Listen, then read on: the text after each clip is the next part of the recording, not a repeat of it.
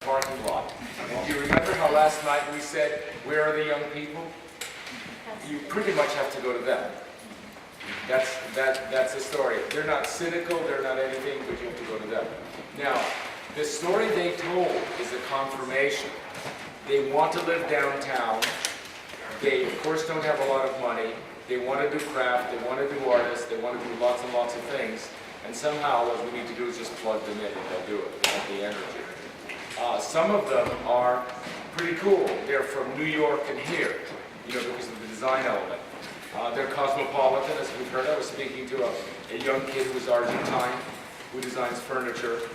And what we really need to do is enable them to have places. That's the beginning and the end of it. Okay? So it confirmed. But now I know kind of where to find them. Where was this? This is at the Blue Rock. Blue Water. No, Blue Rock Pizza. Blue Rock Pizza. Yeah. Pizza in Hamburg. The Blue Rock Pizza. And so now today is completely different. It's of course the same town, but today we're going to have a certain kind of proposal that I've been mostly alluding to, and that is you have a peculiar situation in which basically your shop fronts, which is what we normally work with, are all leased up. There's very little to work with. If I were to say what's available, it's a little yellow spot here on the map, a little yellow spot here on the map, a little yellow spot. So what's going to clear that is essentially a cataclysm. If the market leaves, if the market goes to Las Vegas, suddenly we've solved that problem, except we have another one. We have a much bigger one because we haven't got a tax base. But right now, this is a very unusual town in that it's locked up in the first floor. You also have this asset of underutilized parking lots. Now, parking lots exist because land has no value, but usually they're used. Here, they're on reserve for 2 weeks a year. So they're doubly wasteful. First of all, it's wasteful to waste what's called grayfield land. Not brownfield, but grayfield. It's always wasteful to have gray fields, particularly town centers, but then gray fields that are only used 2 weeks a year are very wasteful. So what do? The proposal is to have a series of what I would call temporary structures, although that might not be the final name, because it's an emerging type of development. Let's call it for what it should be. It's an emergent type of development, which is temporary structures that are much less expensive, and because the government still doesn't understand what the hell is going on, they haven't sort of zoned it away or made it impossible. The minute the government recognizes something, they'll make you sprinkler it and make it handicap accessible. But at least in the South, there's a tradition of loopholes. And it comes with the camps. You have camps. And camps, which are buildings, have loopholes. You can kind of building without permits. They don't have to quite meet building code. They don't have to quite meet electrical code. They don't have to meet the handicap codes, etc. The camp is a fine old Southern tradition. It usually involves buildings without insulation, with the studs showing in the woods. We need an urban version of that. We need a version of urban camps. Because we're in a situation now, in a place like yours, in which there is no real estate to redevelop, there's no real estate to build, and there's no market. There's no market for a proper building. The minute you build a proper building with the handicap codes, the elevators, the sprinklers, nobody wants it because it's too expensive. So we need to incubate a cool downtown. Once this becomes cool and active, then the real estate has value, then you can actually do things properly. But we're going to have 10 years, we're going to have half a generation in which if we don't allow something else to happen, nothing is going to happen. Just nothing. I don't think North Carolina is a particularly negative state to this, but it is happening first in other places. And you begin to recognize it, for example, one of the things that happened with FEMA is that when the hurricane happened, they basically sterilized the ability to develop an awful lot of land. right near the beach. But by saying you have to raise it off the ground, you have to do this and that, build it like a bunker. And of course, everybody wants to be on the beach where everything's illegal, you can't build again. So people are now building temporary structures. And among the temporary structures are the ones that are made of shipping containers. Now, shipping containers, you know what they are, right? Sea cans. Sea cans. In case container is too long a word. But a sea can is a particular American product. And the reason is that we are generally shipping to Asia raw materials that go in bulk. And Asia is shipping to us finished material that comes in containers.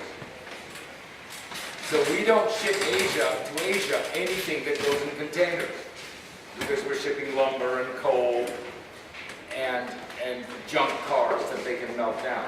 We actually have a reverse colonial relationship to Asia, which is kind of embarrassing. That's the way we used to treat India. They would send us the lumber, we'd add value to it and send them back the furniture. Now it's the reverse. We send them the stuff, the raw materials.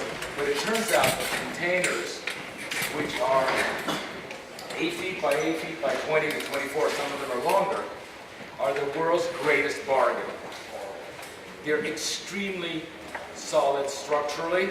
Remember, they're bolted on the ships 8 high, and the ships the ships go to storms. It's extremely stable, and they are a habitable shape. And so, deployed, and it looked like as good as any apartment. okay, I couldn't believe the pictures of it. who lived in One of my good friends was deployed to Afghanistan. He Deployed in lived in Afghanistan. And And what's so cool is you ship the military equipment, and then you live in the ship, in the container. It's actually brilliant. Andres, can I make a comment? I actually traveled to Christchurch, New Zealand a couple of months ago, and they, at post-earthquake, they have transformed the whole section of their city using these shipping containers into a retail, dining. Do you have pictures? I do have some pictures not with me, but I'm sure they're online, and it's absolutely amazing. Would you help us find them? Yeah, then they have, some of the large box stores like Patagonia had created a store there, H&M, they created all these out of their shipping containers. They'd stacked them too high, and then on top of them they had cafes, outdoor seating. That's exactly what the military did in that Afghanistan. Phenomenal. They had them too high. They had an apartment, essentially an apartment building, surrounded by the shops where they provided the amenities that the service. Okay, you know what we have here? Okay, some places we just do it because it's cool. What we have here is in Afghanistan, post-Katrina, and Christchurch, New England. We have a crisis.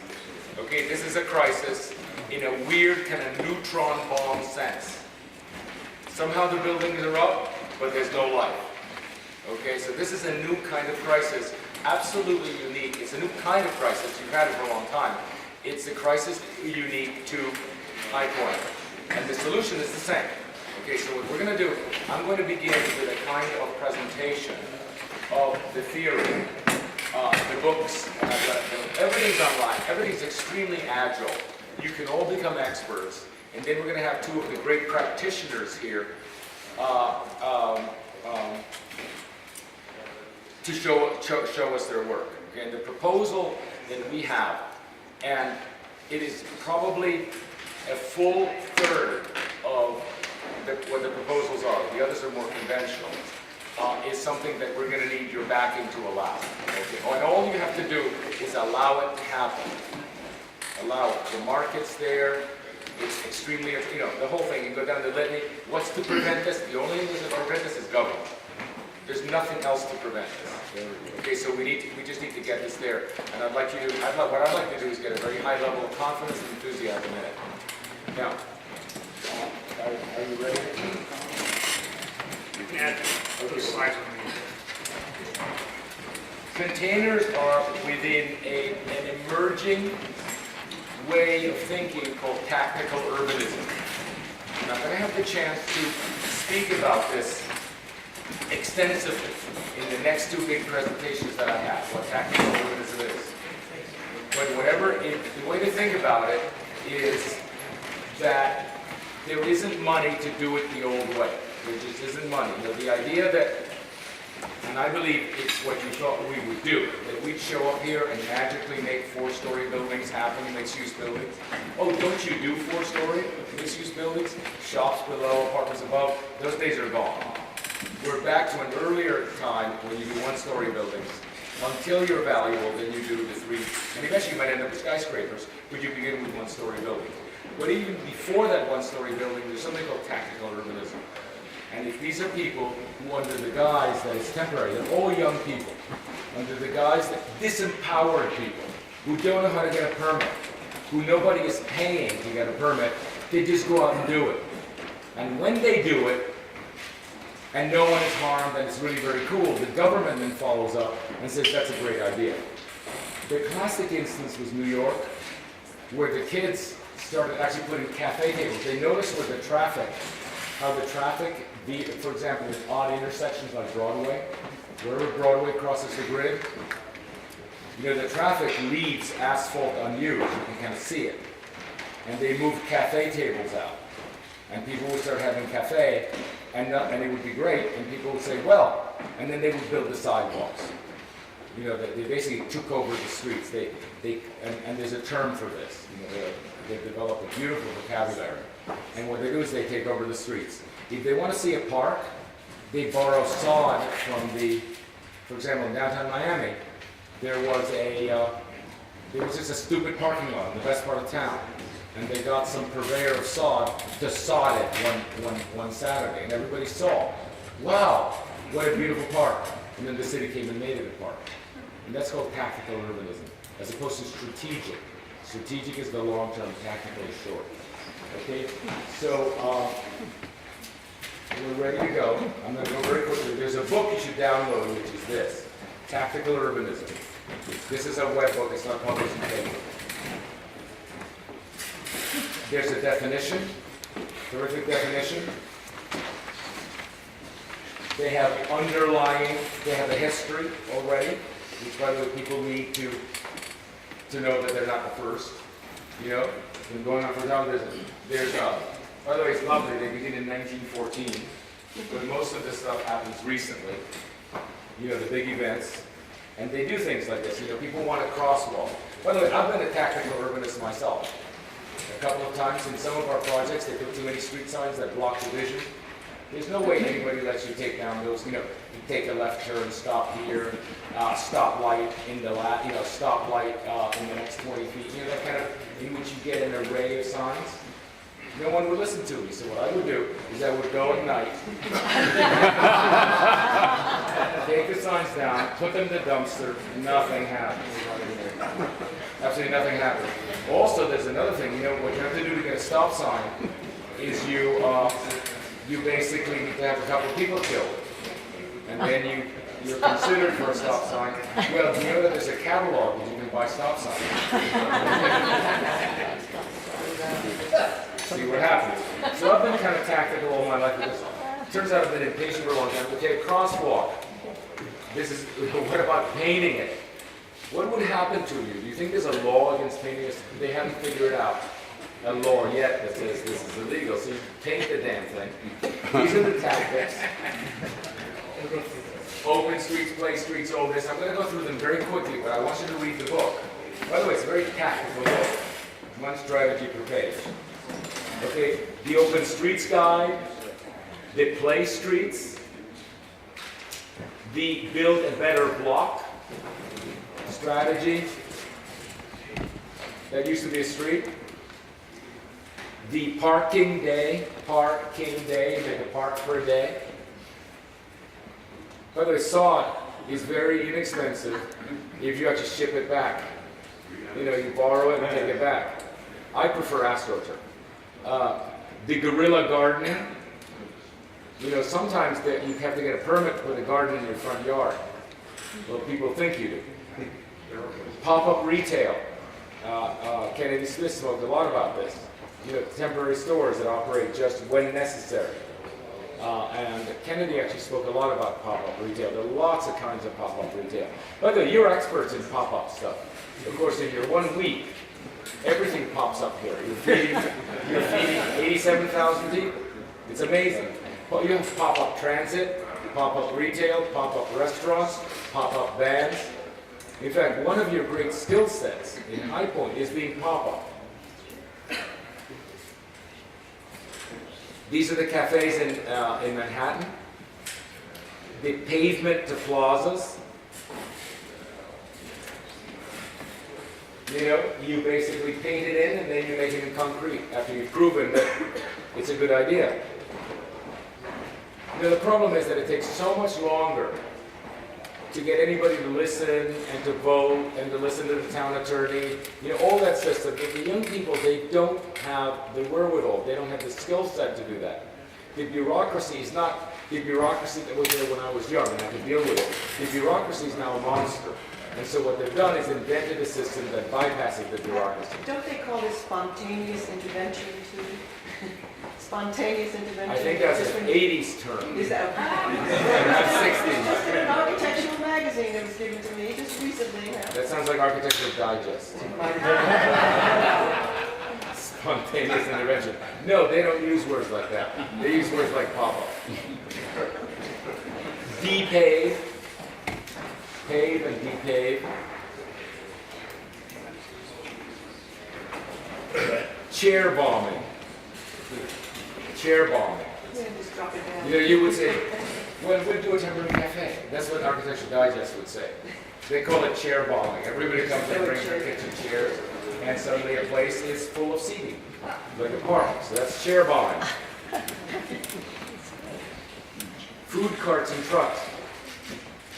Site pre-vitalization, not revitalization.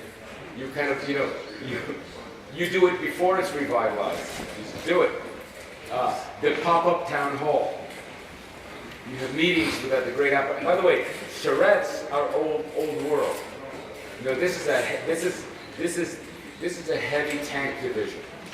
You know, we set it up for 6 months, we have contracts, we raise money, we have a public relations firm, we do reports. Okay, that's the old, that's strategic. They're like scouts, they're like cavalry.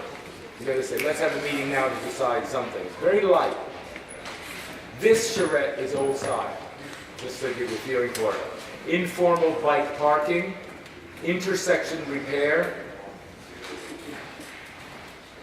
ad busting, reclaimed setbacks, park mobiles.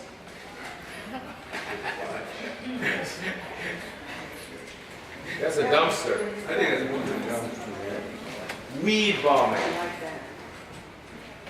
mobile vendors, micro mixing. You know, at the moment, no degree of mixed use is legal in this town. I hear one story after the other, after the other, after the other. You know, this town is allergic to mixed use. This is radical mixed use. You know, if it doesn't kill you, do it. More or less. You know, in other words, you have to prove that it's going to harm you. Instead of prove that it's legal, this government has to prove that it's going to harm you. You think making a cup of coffee and selling it is going to harm you? Park making, camps. You know, residue, just turning the residue into, you know, you have basically cheap books, unused phone booths. They have these fantastic hybrid combinations. And they all raise your spirits. Every one of these things, you know, it's not that it's the greatest cafe in the world and it doesn't change the world. It just raises your spirits because I'll tell you something.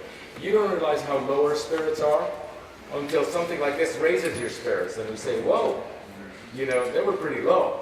Because this isn't exactly, you know, World's Fair. It's just a bookstore, a little bookshelf. This is from the UCLA school. I haven't seen this. Matt brought it to me. UCLA's Luskin School of Public Affairs. Yeah, and you can just sort of scan through, there's just a bunch of examples of templates and strategies. Okay, so this one is very easy. These are parking lanes. These are parking lanes that are there. Underutilized. You basically inhabit the parking lane. You just take 2 or 3 parking spots. You know, for example, I'm looking at the little cafe, the little crepe place that has a very narrow sidewalk. There's parking in front. He should be allowed, as of right, to build a wooden deck that takes up 2 parking spaces to have a proper cafe without rebuilding the sidewalk. And they're usually going to say, shall we rebuild the sidewalk another 8 feet? Well, have you talked to North Carolina DOT? No, we haven't. But we can get a bunch of pallets and do it. And that's what this is about. There's a lot of wasted space.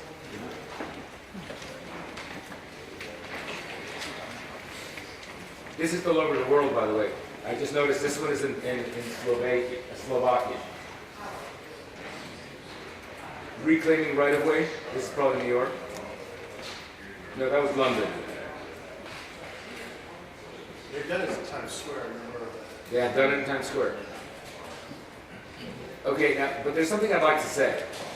I don't think a place needs it more than this one. Because most of the other places have shops to fill. Or have already filled shops. This one has no shops to fill, and yet it's dead. I mean, it's a uniquely, I think, indicated strategy for High Point.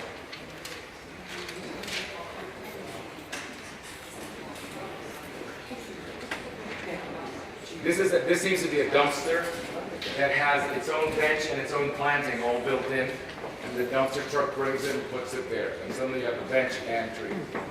And by the way, if somebody says you don't have a permit, you just pick it up and go away. And then don't put it somewhere else. I'm not going to put you in prison.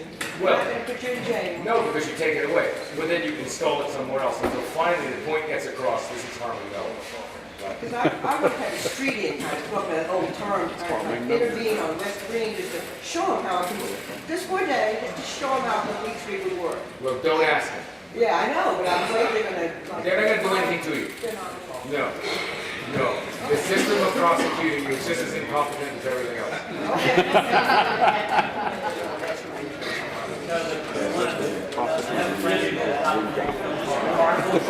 Wait. Okay. Listen. I have a friend who did a documentary called Carnival Train, so he worked as a carnival. Could you speak? I had a friend of mine, Matt Barr, did a movie called Carnival Train, and carnival people create a carnival in X number of hours. They create an entire city. These people are the best people in the world because they create it in a matter of hours and then take it down and then put it back together. These people do that, what you're talking about, all the time. Yeah. And it's a great movie if you ever want to see it. Yeah. By the way, I should say, our military is exceptional in setting up base camps that are serving the soldiers ice cream within 2 days. You know, our military is incredibly good at infrastructure. When we were working in Haiti and we wanted to revitalize water plants 1 block at a time, it was American military technology. When you land in a place where nothing's working, there's a 19th century plant that requires $88 million before you can turn on a tap. You bring American military technology and you're filtering water, drinking it, generating electricity, having a hot shower, and eating ice cream, within 2 days. It's remarkable stuff, and it's new. But that's the next higher level. It's not like a real building yet. This is much faster. This is even lighter. And I think we should keep the term tactical urbanism and call other things something else. The stuff that's actually inexpensive but permanent.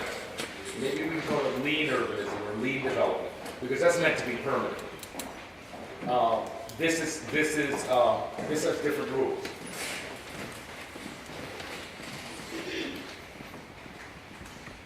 But one of your assets, you have several assets here.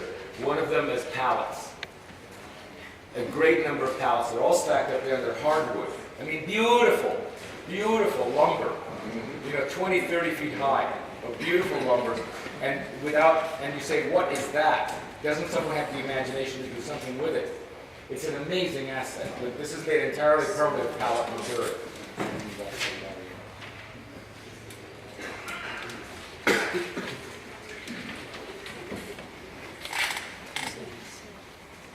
This must be, this is paint looking like grass.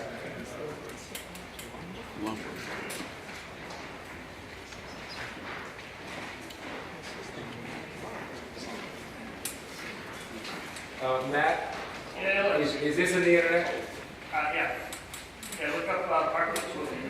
Okay, this you can also look up yourself. This is the first time I've seen this.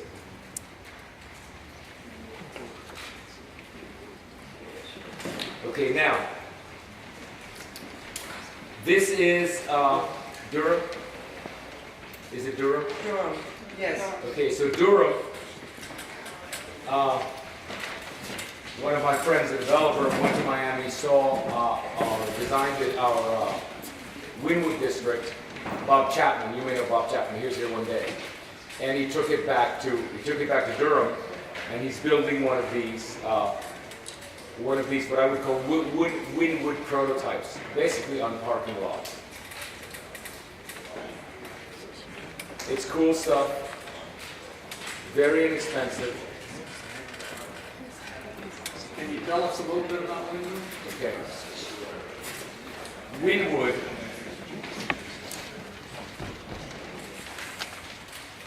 is it tomorrow? Wynwood? Okay. Wynwood is having is a place that has essentially a festival every first Saturday of the month, second Saturday, which is tomorrow. If you have a ticket to Miami, go tomorrow, hang out at Wynwood and see it in action. What they did is a developer of an old developer, the guy who revitalized Soho and Miami Beach, a guy by the name of Tony Goldman, at age something like 75, said, "What's my next thing?" And there's a section in Miami of 1950s and 60s warehouses without windows. Remember, the younger the warehouse, the worse quality it is because they don't need windows anymore, so they're boxes.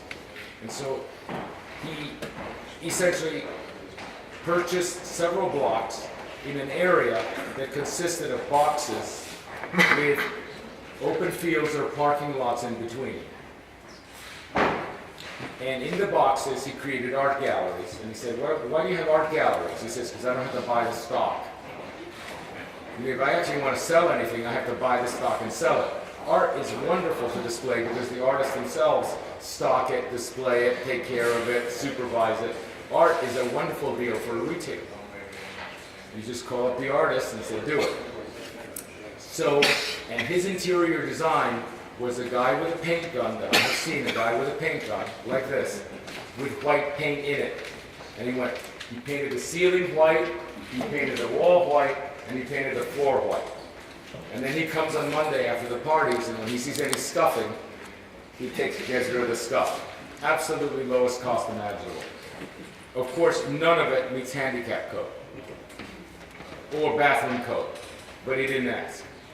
He just did it because they were there. Second thing he did, he took the spaces in between that have, oh, by the way, on the outside, he got really, really good graffiti artists, wonderful graffiti artists, to paint the outside with what is essentially high art. You know, which is, you pay for it because you pay the artist, but it's the least expensive architecture you can do. It also happens to fit in with the real graffiti that's all over the place. Because remember, these buildings without windows were already covered with graffiti. So instead of fighting the graffiti, he basically, I would say, confirms the graffiti and raises the quality.